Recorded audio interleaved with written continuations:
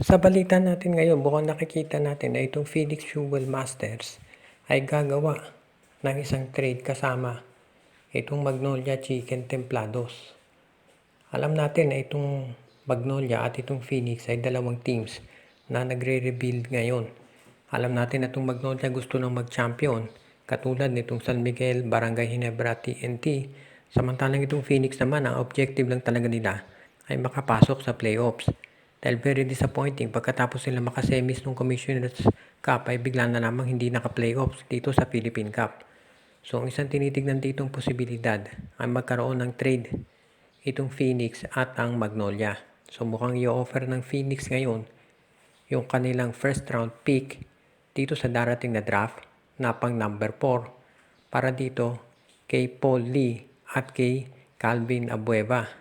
O di kaya naman kay Paul Lee at kay Abu Tratter. So kung titignan natin dito, maliwanag ang objective ng Phoenix. Kaya nila gustong makuha si Paul Lee para magkaroon sila ng guard na pwedeng i-partner dito kay Tyler Tio. At ito naman si Abu Tratter para meron silang big man. Alam na lahat kulang sa center ng Phoenix.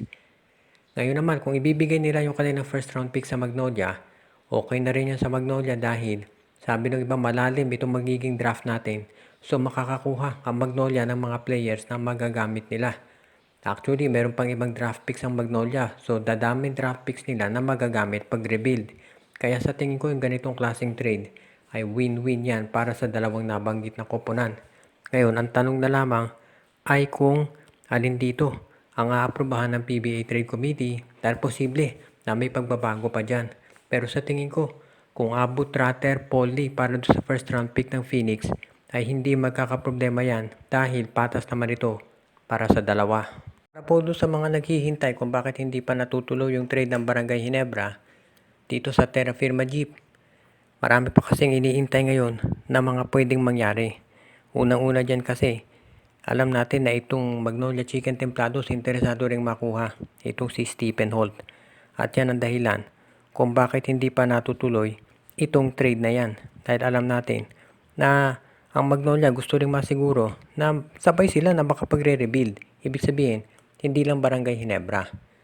Kaya sa ngayon ang management, tinitignan mabuti kung ano ang pwede nilang gawin para masiguro na kapag nag-rebuild itong Barangay Ginebra ay magagawa rin nitong Magnolia Chicken Templados.